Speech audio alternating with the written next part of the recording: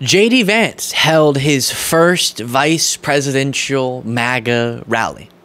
And at it, one of his introduction speakers was a man by the name of George Lang, and he's a Ohio state senator, a Republican state senator. And this is yet another example in a very long line of examples of Republican politicians publicly spewing recently such dangerous, violent rhetoric.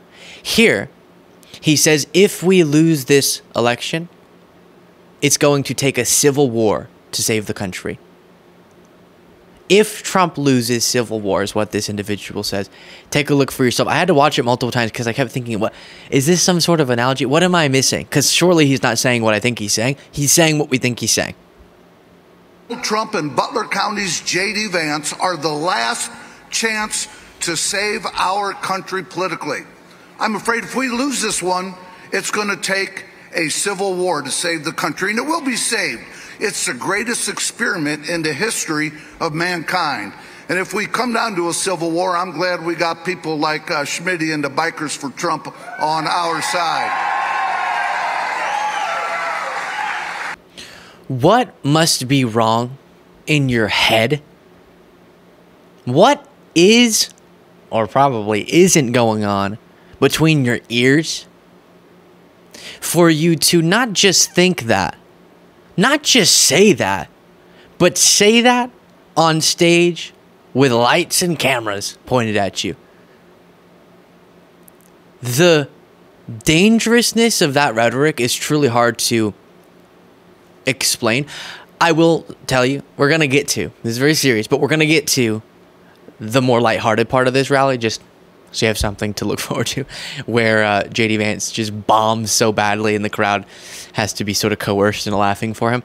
But first, what this George Lang figure is espousing is as close to a direct, is it even as close, or is it just a direct call to violence if Trump loses? That's what that is.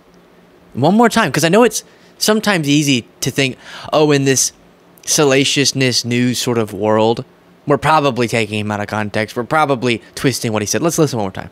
Trump and Butler County's JD Vance are the last chance to save our country politically. I'm afraid if we lose this one, it's going to take a civil war to save the country, and it will be saved. It's the greatest experiment in the history of mankind. And if we come down to a civil war, I'm glad we got people like Schmitty and the Bikers for Trump on our side. Wow. One of the things a lot of people have been saying in response is, you remember Unity?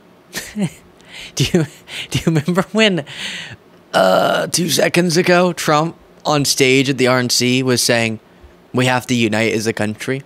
Do you remember when MAGA media, for just the slightest of seconds, said, hey, what if post-assassination attempt that now we've learned wasn't motivated by left-wing ideology, but they would still say, is proof that we should lower the temperature? Maybe that should be a motivator. And I was down with us using this as an opportunity to be introspective and to try to lower the temperature, unite if we can.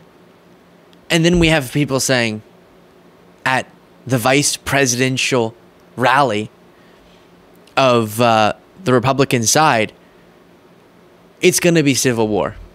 That's how we have to take back our country if Trump loses. Hey, what if you do what we do and just sort of do democracy? It's pretty cool, okay? Here's how it goes. If you lose, then you concede that you lost. You don't try to get together fake electors and do that whole thing. You just concede you lost. You wish the other side well. You wait for that next election. You spend the time organizing. You try to win the next election. It's genuinely a pretty beautiful process if you would participate normally without all the calls to violence. Because they said this last time. Trump said, oh gosh, this makes me so mad thinking about this. MAGA. He said that the country was going to be over if you didn't block the certification of the 2020 election. You remember that's why a bunch of you stormed the Capitol? Hang Mike Pence. You remember that? Pretty sick stuff. But, and I mean sick in the negative way, not sick.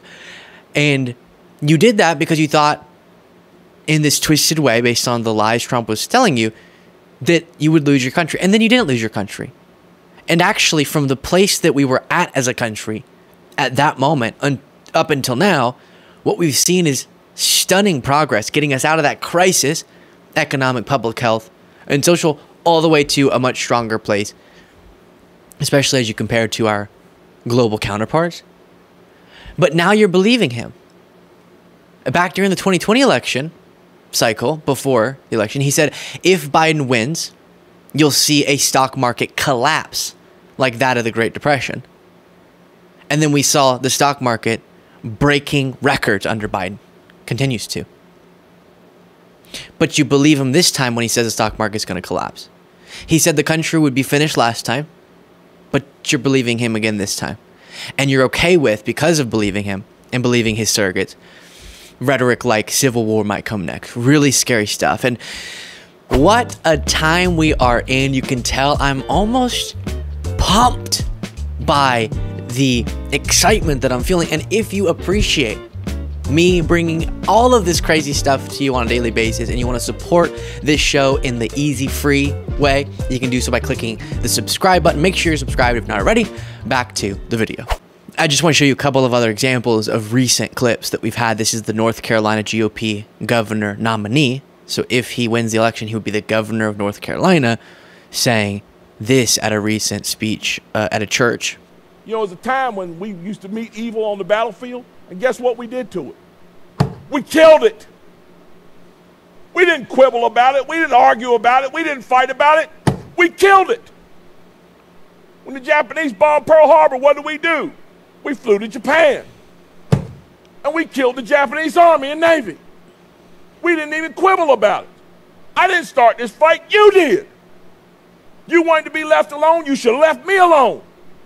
We didn't argue and capitulate and talk about, well, maybe we shouldn't fight the Nazis that hard. No, they're bad. Kill them. Some liberal somewhere is going to say that sounds awful. Too bad. And this came amid a rant about the evil communists and blah, blah, blah, blah, the left, essentially.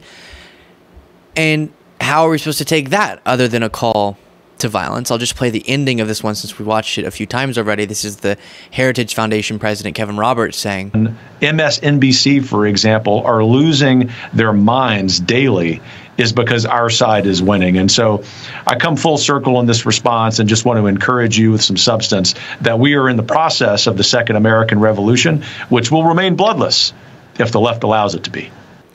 Will remain bloodless if the left allows it to be. Don't make me punch you, he says. So it's scary. And within that context, we have to take pride in the fact, be motivated by the fact that we are unbelievably dedicated to doing what we want to do peacefully, right? On our side, we're not going to throw fuel on that fire. We're going to protect democracy, through our ability to vote for the pro-democracy candidates. We're going to protect democracy by going and having peaceful conversation with people, explaining the stakes of this election.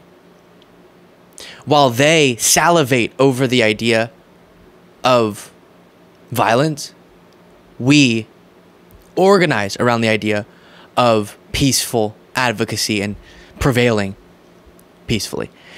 But it is really frightening. Now, on a more lighthearted note, JD Vance just really took a swing and a miss at humor. You know humor? JD Vance was trying to do humor and it didn't go exactly as I think he'd hoped. It is the weirdest thing to me. Democrats say that it is racist to believe, well, they say it's racist to do anything. I had a Diet Mountain Dew yesterday and one today. I'm sure they're going to call that racist too, but it's good. I love you guys. Why? Because they're not laughing? I love you guys.